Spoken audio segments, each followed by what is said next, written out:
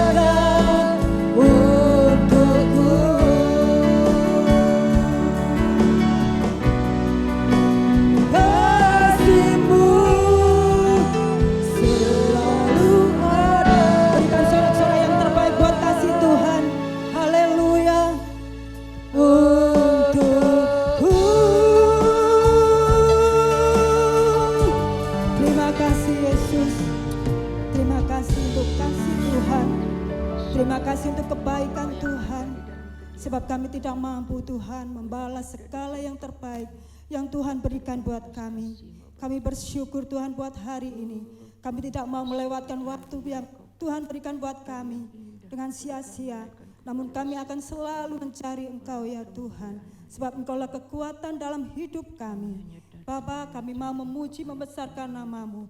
Kiranya Engkau kuduskan Tuhan, Kau sucikan setiap kami. Hingga kami layak Tuhan memuji dan membesarkan nama-Mu. Dan biarlah Tuhan lewat pujian dan penyembahan ini Tuhan, kami disukakan dan kami bersuka cita sebab Engkau ada di tempat ini. Sucikan dan kuduskan ruangan ini Tuhan, dan biarlah Engkau Tuhan yang bertahta di atas pujian dan penyembahan kami. Di dalam nama Tuhan Yesus Kristus, semua kita yang percaya katakan amin. Silakan duduk kembali Bapak Ibu Saudara. Mari setiap kita yang siap memuji dan membesarkan nama Tuhan, lambaikan tangan kita. Haleluya. Bahwa Yesus yang kita puja, Yesus yang kita sembah, Yesus yang luar biasa. Berikan sorak-sorai yang terbaik buat Tuhan kita. Dan mari sama-sama kita bangkit berdiri.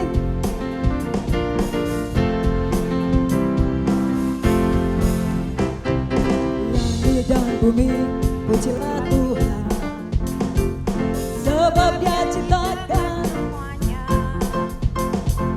Keagungannya mengatasi langit bumi, sembah sujud di hadapannya. Langit dan bumi, pujilah Tuhan, sebab Dia ciptakan semuanya.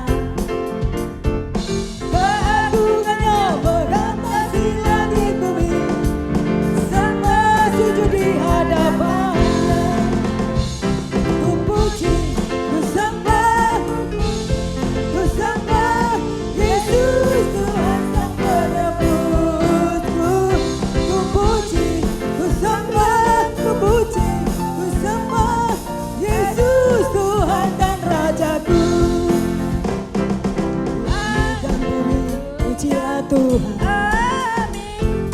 Haleluya, amin. Haleluya, amin. Haleluya, amin. Langit dan bumi, pujilah Tuhan, sebab Dia ciptakan keagungannya mengatasi langit. Semua makhluk di bumi menyembah Tuhan kita. Langit dan bumi, pujilah Tuhan, sebab Dia ciptakan keagungannya mengatasi langit bumi. Semua sujud di hadapannya, memuji, memuji, bersama, memuji, bersama Yesus Tuhan Sang Penebus. Memuji, bersama, memuji, bersama Yesus Tuhan dan Rajaku. Haleluya.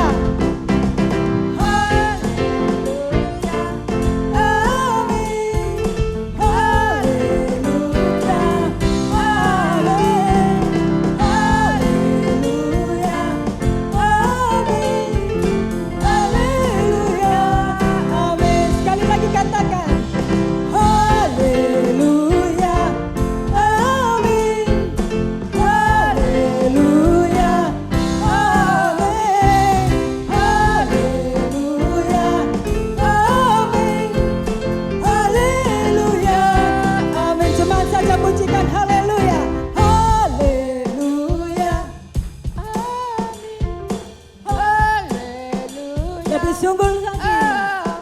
Amin. Haleluya. Amin. Sekali lagi. Haleluya. Haleluya. Amin. Haleluya. Amin. Haleluya. Amin. Haleluya. Amin. Haleluya, amin. Haleluya, amin. Haleluya, silakan duduk kembali Bapak Ibu Saudara. Tiba saatnya kita akan mendengar kebenaran akan firman Tuhan. Kita siapkan hati kita, seluruh keberadaan kita.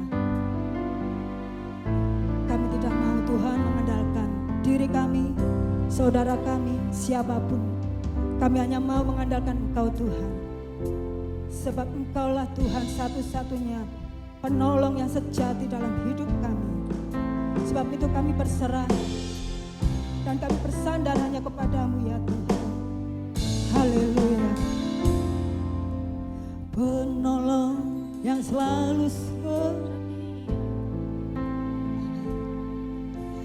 memenuhi keperluanku.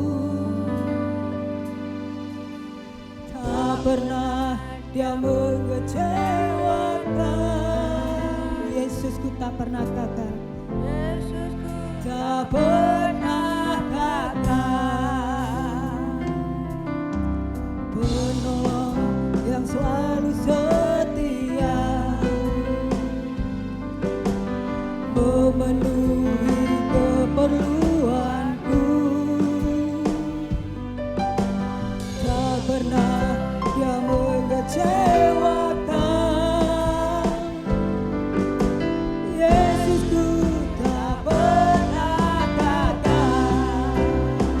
Segala perkara dapat ku tanggung di dalam Dia yang memberi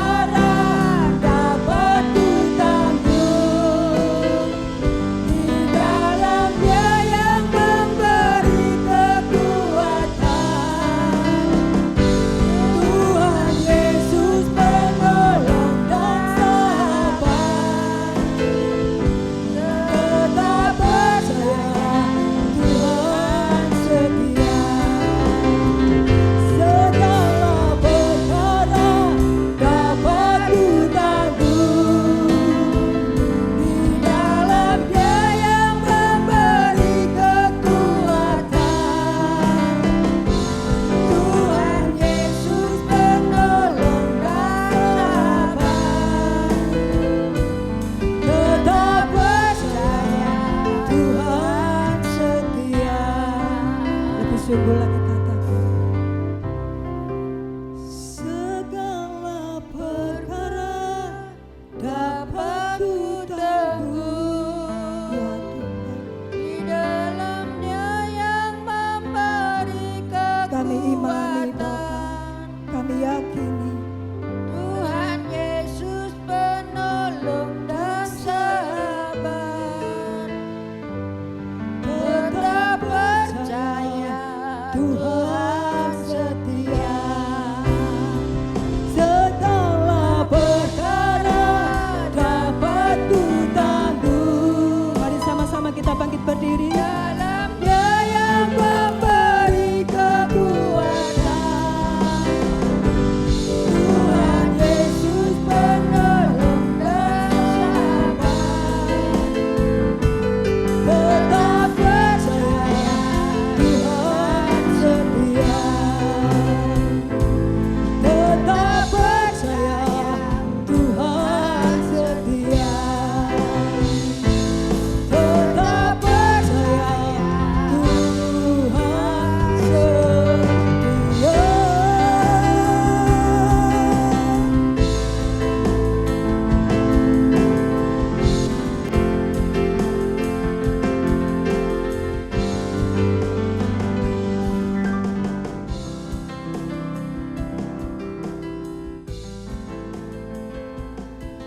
Kami merasakan kehadiran-Mu di tengah-tengah kami.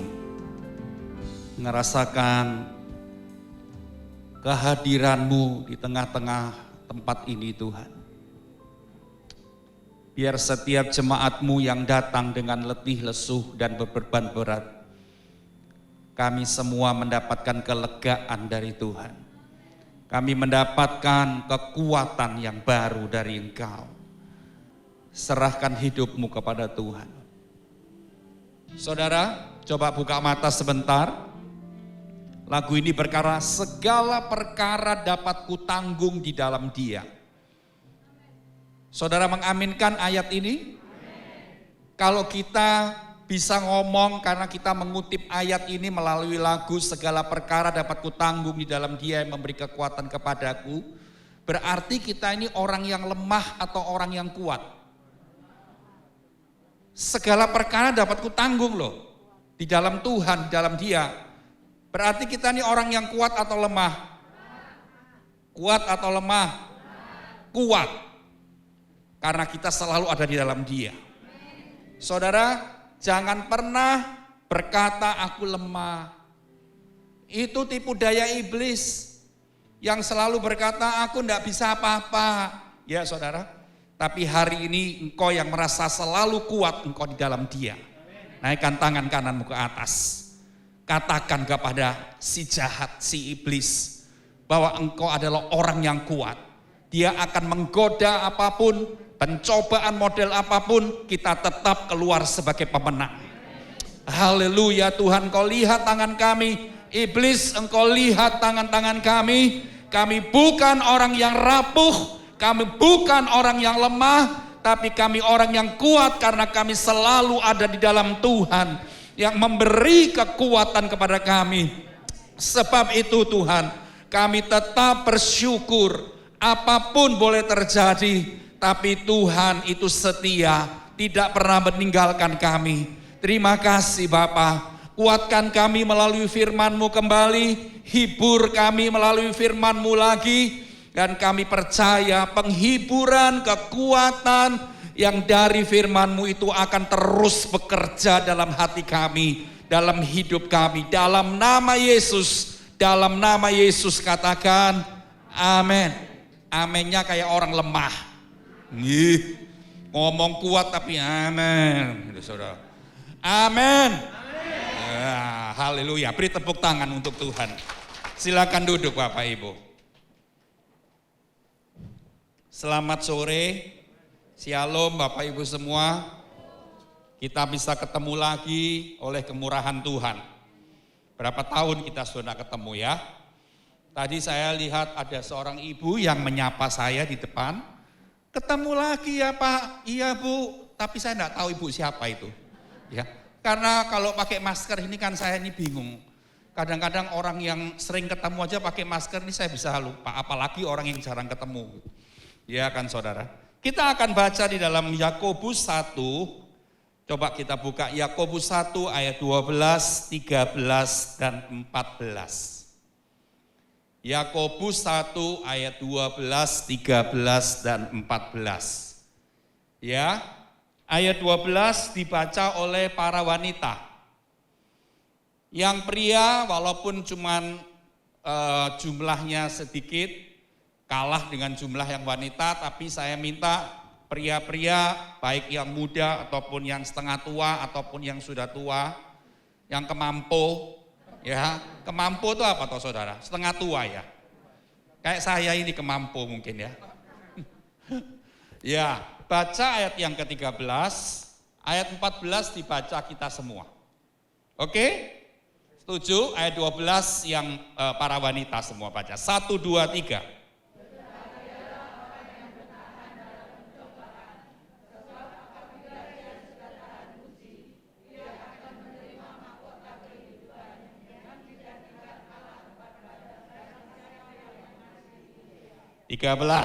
Tunjukkan kehebatan para pria. Ayo. 1, 2, 3.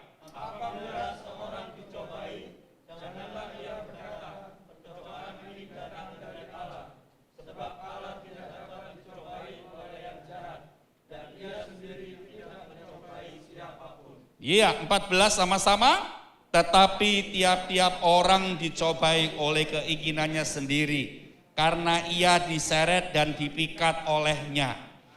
Amin. Yang paling hebat pria-pria di sebelah kanan saya ini. Perkasa banget ini, masih kemampu gitu saudara. Ya saudara. Nah, saudara ada 3 ayat yang kita sudah baca sore hari ini. Saya akan menjelaskan supaya ayat ini bisa sungguh-sungguh menjadi kekuatan bagi kita. Ayat yang ke-12 berkata, berbahagialah orang yang bertahan dalam pencobaan. Bukan di sana dikatakan berbahagialah orang yang kaya, bukan. Berbahagialah orang yang terhormat, bukan. Tetapi orang yang bertahan dalam pencobaan itu, firman Tuhan berkata orang itu berbahagia. Perhatikan, kenapa? Sebab apabila ia sudah tahan uji, ia akan menerima apa? Mahkota kehidupan yang dijanjikan Allah kepada barang siapa yang mengasihi dia. Saudara, kalau kita ini ditanyain siapa hari ini yang alami pencobaan, oh mungkin semua orang banyak angkat tangan. Saya juga angkat tangan. Karena hari-hari ini saat-saat ini saya mengalami pencobaan juga, gitu toh. Tapi saudara jangan membesar-besarkan pencobaan, saudara seolah-olah kuasa Tuhan itu seolah-olah nggak mampu, saudara selalu menceritakan pencobaan saudara, masalah saudara dan sebagainya. Nah, itu yang salah. Ya, ada satu lagu berkata, saya lupa. Lagu itu berkata, kita punya Tuhan yang besar. Ya, perkaraku, masalahku kecil, Tuhanku besar, kan gitu toh. Tapi yang kita yang kita harus jujur, ya, yang kita harus jujur, seringkali kita nih yang membesarkan masalah dan kita nih kurang membesarkan kuasa Tuhan. Nah, hari ini di sana dikatakan orang yang bertahan dalam pencobaan ini artinya apa? Orang yang bertahan dalam pencobaan ini, dengar Bapak Ibu Saudara, artinya gini, di saat pencobaan itu datang, ya pencobaan itu datang, kita ini tetap fokus kepada Tuhan. Itu orang yang bertahan dalam pencobaan. Enggak stres, enggak membicarakan terus. Saudara tahu kenapa banyak orang stres? Karena dia selalu membicarakan masalahnya terus menerus, sehingga seolah-olah masalah itu begitu besar, menimpa dia tidak kuat, dan akhirnya stres dan sebagainya. Kalau orang yang stres tuh banyak, reaksi orang stres tuh banyak. Ya, saudara, sekarang yang lagi yang lagi populer, orang stres itu asam lambungnya naik. Ya toh, saudara, kalau tiba-tiba di sini rasanya kembung terus. Zaman dulu enggak ada dengar asam lambung ya zaman dulu. Apa sih zaman dulu itu namanya? Sakit mah mungkin. Tapi sekarang asam lambung tuh bisa macam-macam, bisa ke jantung, bisa fatal akibatnya. Bisa kemana-mana asam lambung itu. Ya, banyak orang stres karena dia saat pencobaan itu dilewati, masa pencobaan itu dilewati, dia tidak bisa bertahan. Ini loh, ngerti ya? Saya ingin sampaikan begini, semua saudara termasuk kita semua, kita harus belajar bertahan dalam pencobaan. Walaupun pencobaan itu kalau kita lihat di ayat 13, ya, apabila seorang dicobai jangan ia berkata pencobaan ini datang dari Allah. Sebab Allah tidak dapat dicobai dan ia sendiri tidak mencobai siapapun. Lalu pencobaan itu datang dari mana? Jawabannya ayat 14. Tetapi tiap-tiap orang dicobai oleh keinginannya sendiri. Karena ia diseret dan dipikat olehnya. Jadi saudara, yang namanya pencobaan itu karena kesalahan kita sendiri. Kita terlalu serakah, akhirnya jatuh ke dalam sebuah masalah dan kita harus menanggung masalah itu, gitu ya. Karena kita ini orangnya tersinggungan, ndak kenean, akhirnya kita marah, kita maki-maki orang itu, dan akhirnya kita jatuh ke dalam berbagai macam masalah dan pencobaan. Itu semua karena kesalahan kita. Tapi jangan khawatir, meskipun itu karena kesalahan kita, ya bukan seperti Ayub. Kalau Ayub itu beda, Ayub itu karena kesalehannya, dia diuji kesalehannya. Kalau ini karena kesalahan kita dan banyak masalah hidup di dunia itu karena kesalahan kita sendiri. Ya, enggak bisa tahan emosi, ya kan? Terus gereja pecah itu juga karena kesalahan-kesalahan sendiri itu dan sebagainya.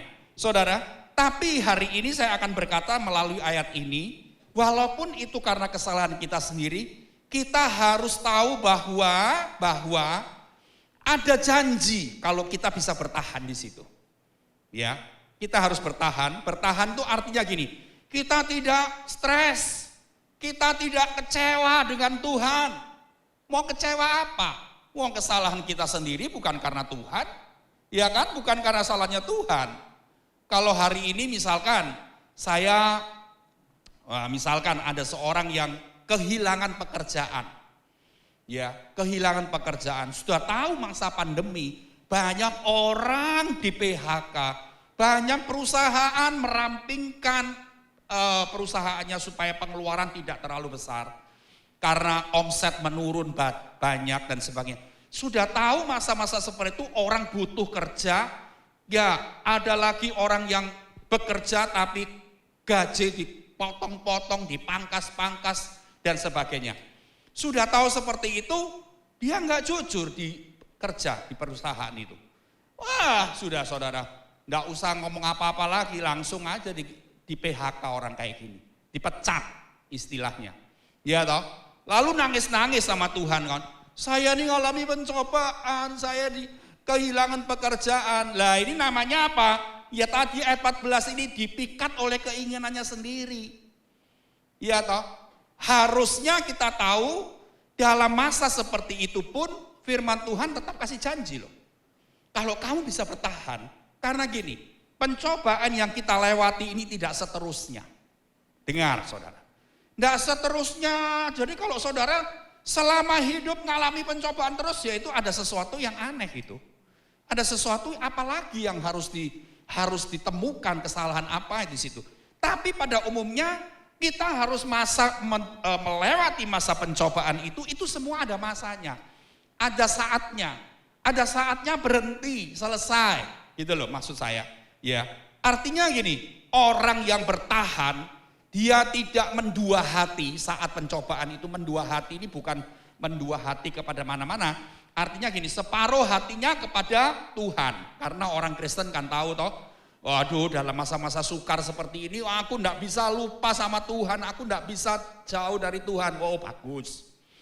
Tapi separuhnya, dia tadi saya berkata, ke masalah terus.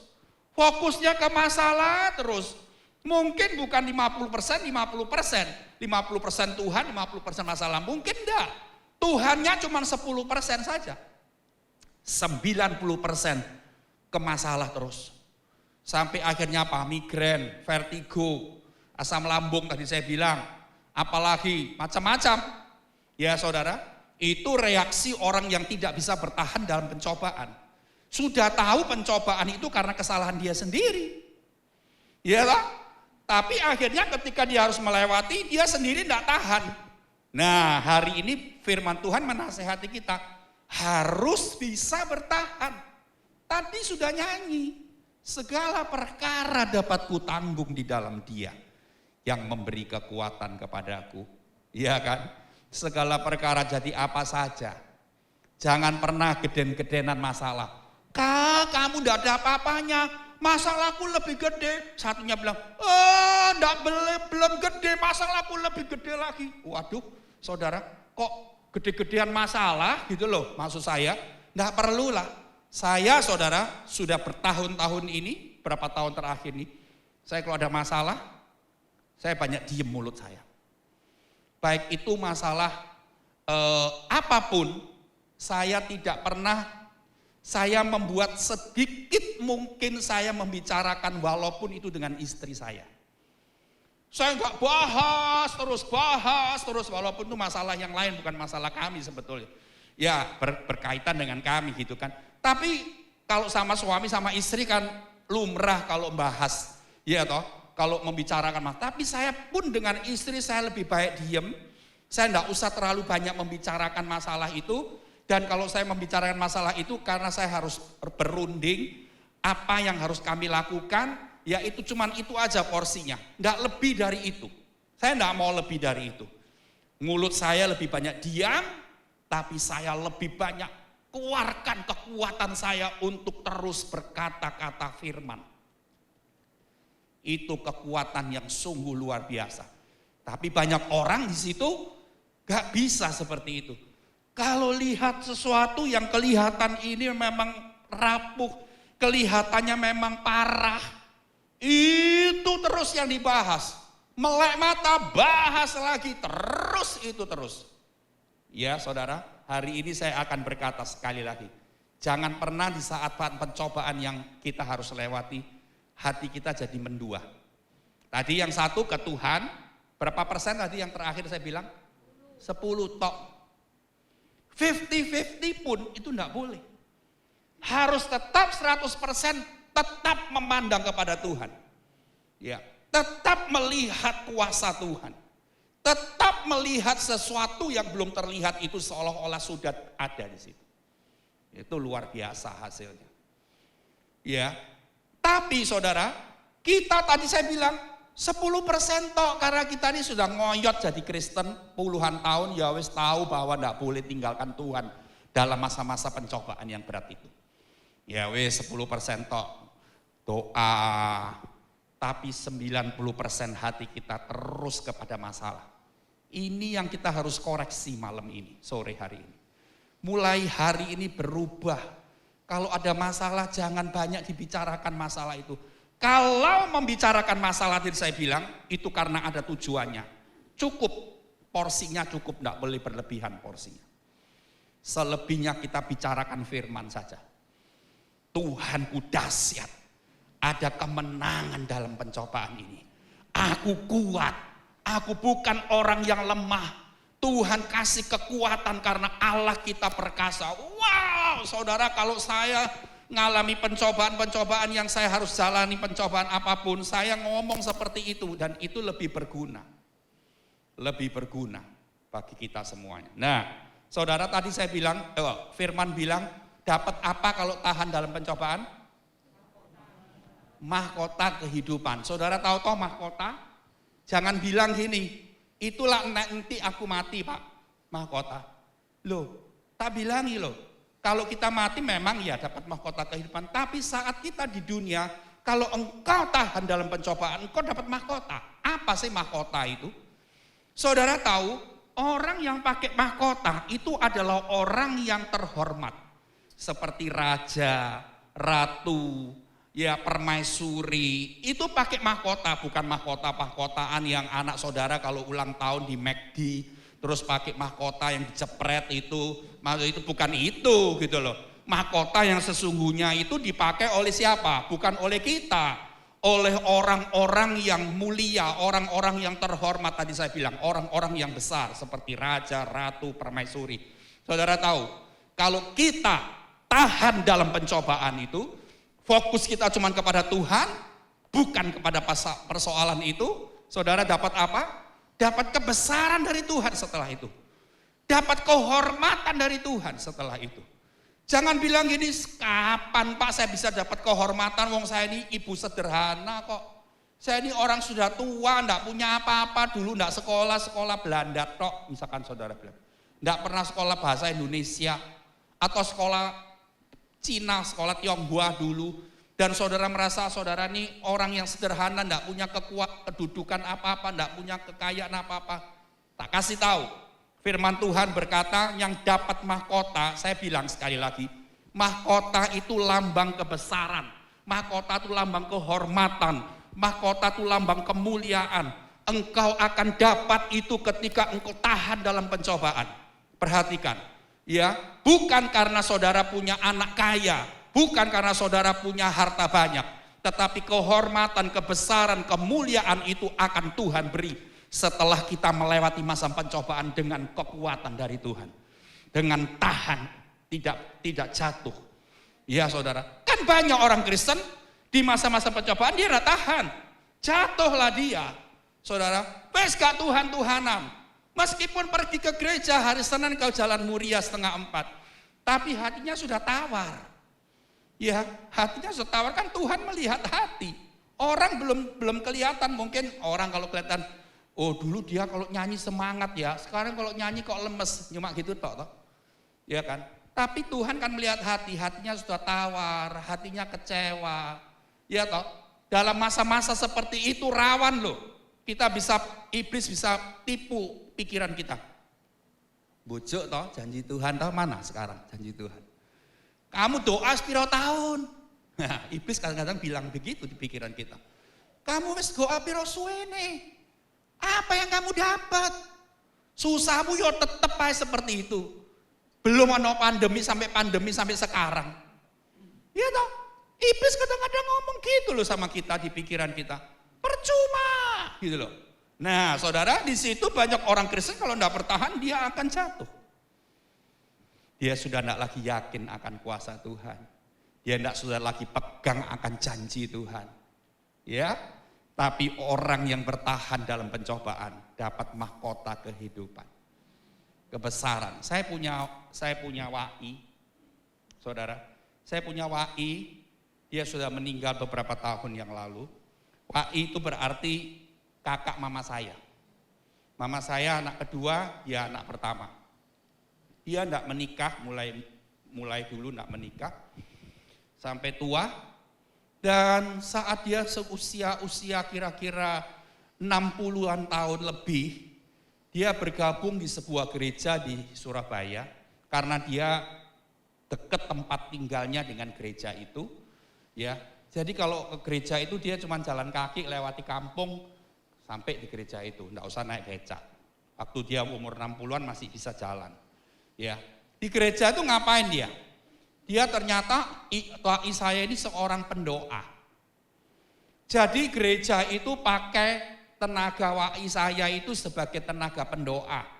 Bukan tenaga IT, bukan tenaga ini yang itu orang 60-an tahun lebih gak ngerti gitu-gitu toh. Saudara, berpuluh-puluh tahun dia jadi full timer gereja itu cuman sebagai pendoa saja.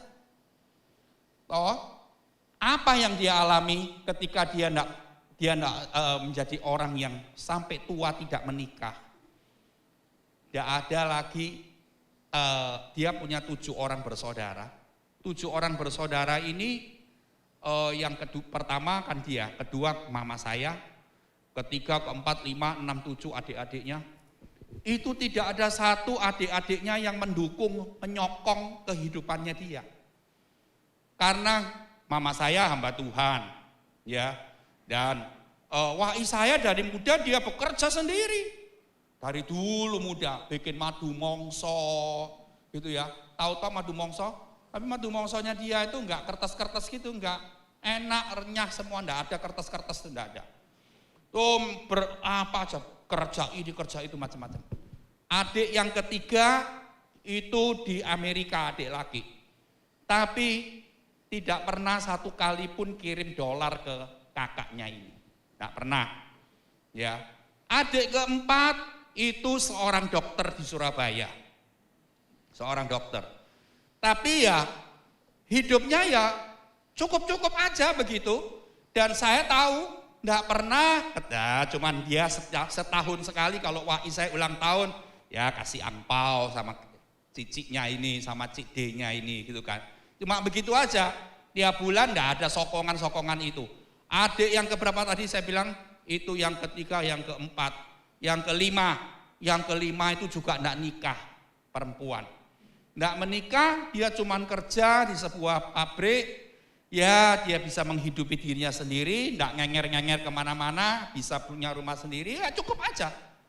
Enggak bisa sokong. Adik yang keenam, itu lebih parah. Dia dari muda sampai tua itu hidupnya susah. Adik yang ketujuh laki-laki di Austria. Adik yang ketujuh ini kalau orang hidup di luar negeri, di Amerika, di Austria itu sebetulnya kondisi negara-negara mereka itu enggak ada orang yang miskin sekali seperti di Indonesia ini. Di Indonesia kan ada orang kaya raya enggak karu-karuan, ada orang yang miskin top, enggak karu-karuan. Kalau di luar negeri itu enggak ada perbedaan seperti itu.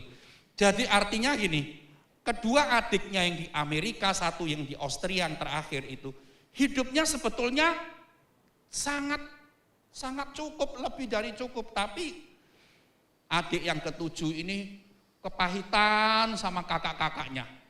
Dia merasa dari kecil tuh dibedakan sama mamanya, sama kakak-kakaknya. Jadi waktu dia tinggal sendiri di Austria, dia wis enggak mau hubungan sama kakak-kakaknya di Indonesia ini. Itu yang terjadi. Tapi Wai saya itu Bapak Ibu, tadi saya bilang, dia banyak masalah, termasuk masalah juga masalah penghidupannya dia. Dia banting tulang. Ketika dia sudah umur 70 lebih, dia sudah tidak kuat kerja. Tidak kuat kerja sudah, saudara. Dan akhirnya apa? Dia cuma mengandalkan PK yang dari gereja yang dia dikatakan saya tadi itu yang sebagai seorang pendoa. Tiap hari dia ngantor di gereja itu, ngantor bukan untuk kerja apa. Dia duduk dikasih satu meja tulis, doa berapa jam itu sore, full timer gereja itu pulang, dia pulang. Tapi saya tahu sendiri karena saya keponakannya dia. Ya saudara, dia adalah orang yang tangguh, banyak kesusahan yang dia lewati.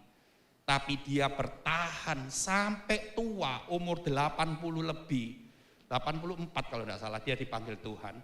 Sebelum dia dipanggil Tuhan dalam beberapa tahun dia sudah tidak bisa apa-apa, tinggal di tempat tidur. Di tempat tidur sudah 3 tahun, 4 tahun begitu saudara. Itu dia itu kayak orang kaya aja saudara. Yang datang, yang nyambangi dia kalau dia karena yang kalau dia masuk rumah sakit gitu, yang bayari ya gereja itu, karena dia kan sepenuh waktu di gereja itu, saudara. Jadi dia di RKZ di mana yang gereja itu yang bayar. Lalu Wai saya itu punya satu rumah dan dia bernasar gini, bilang sama adik-adiknya, bilang sama gereja itu juga, kalau aku nanti mati, rumah ini tak kasihkan gereja, ya, karena gereja itu yang sudah mencukupi kehidupanku, backup waktu aku sakit sampai mati nantinya gitu. Dan saudara tahu, Wai saya ini orang yang sederhana, tapi orang yang tahan dalam segala macam pencobaan. Waduh saudara, kalau dia sakit, kalau dia ulang tahun dan sebagainya, yang datang tuh orang-orang kaya, yang kasih kado-kado itu, kain rok itu sampai tumpuk-tumpukan, tas-tas itu sampai sak lemari, Segala macam saya lihat sendiri. Dibagi-bagi sama Wak Isa itu. Waktu dia meninggal berapa tahun lalu.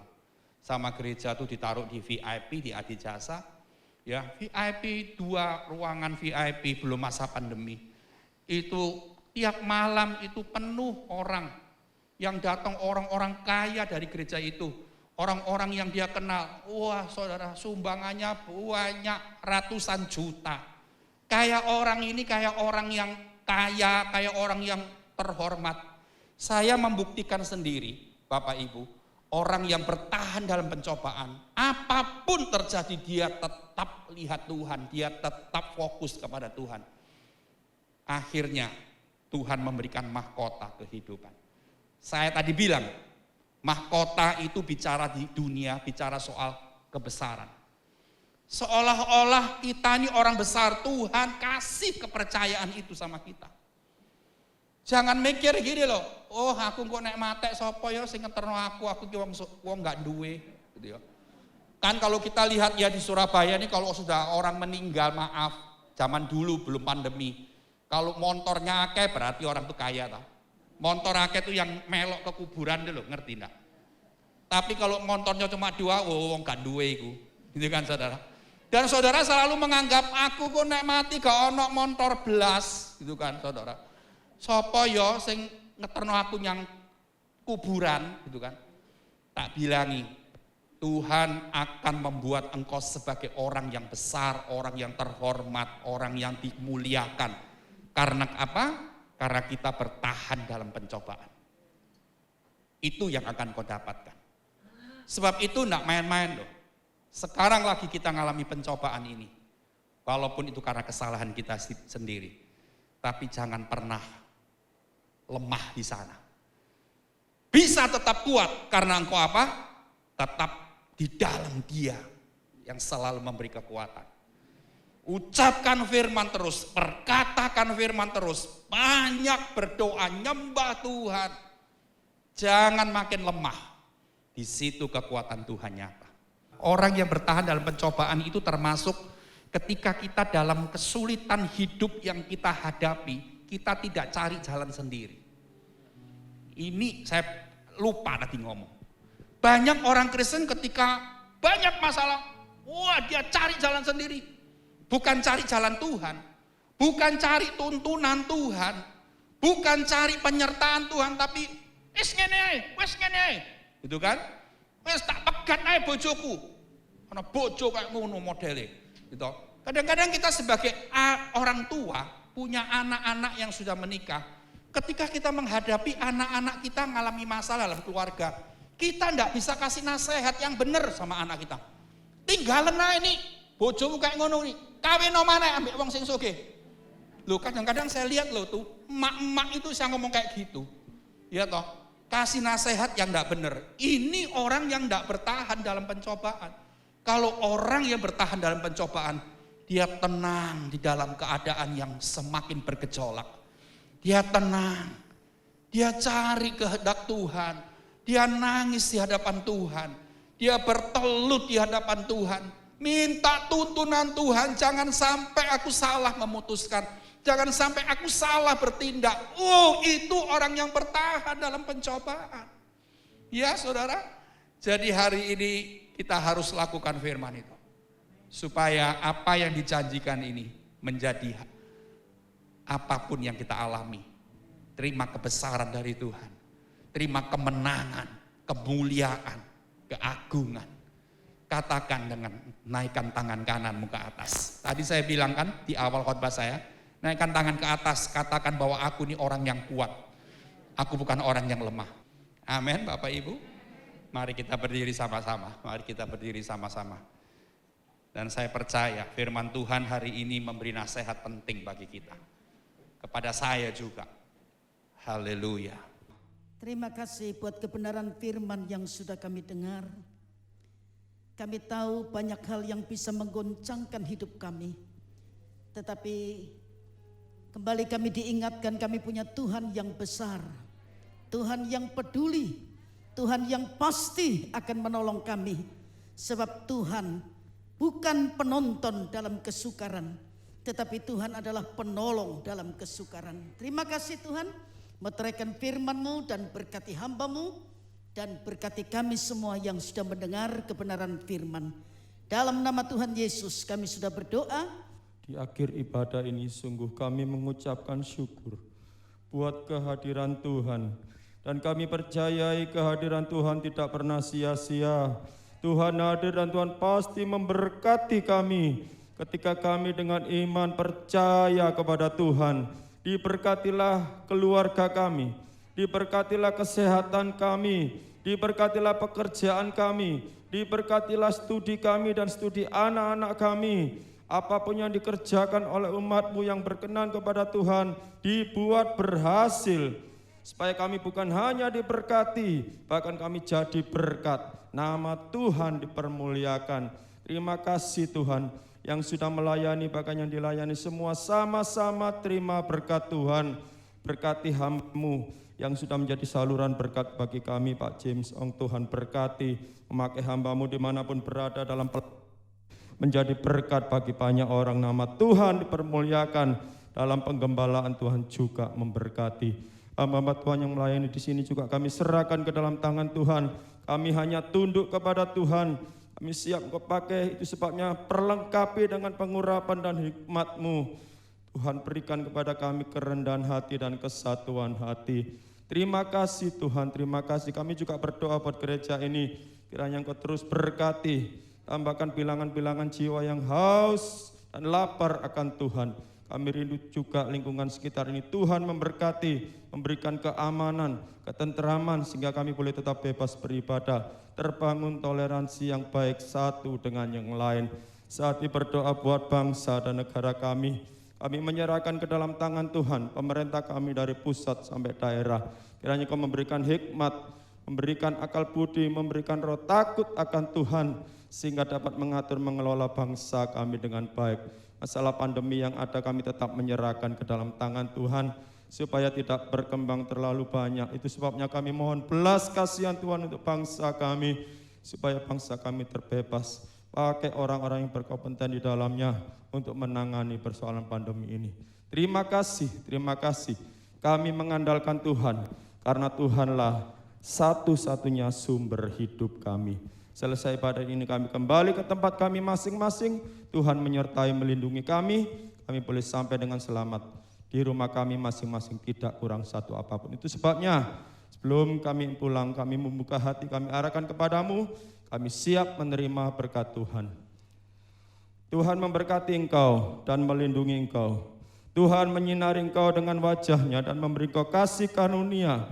Tuhan menghadapkan wajah-Nya kepadamu dan memberi engkau damai sejahtera. Mari kita pulang dengan membawa berkat yang terbaik yang datang dari Tuhan.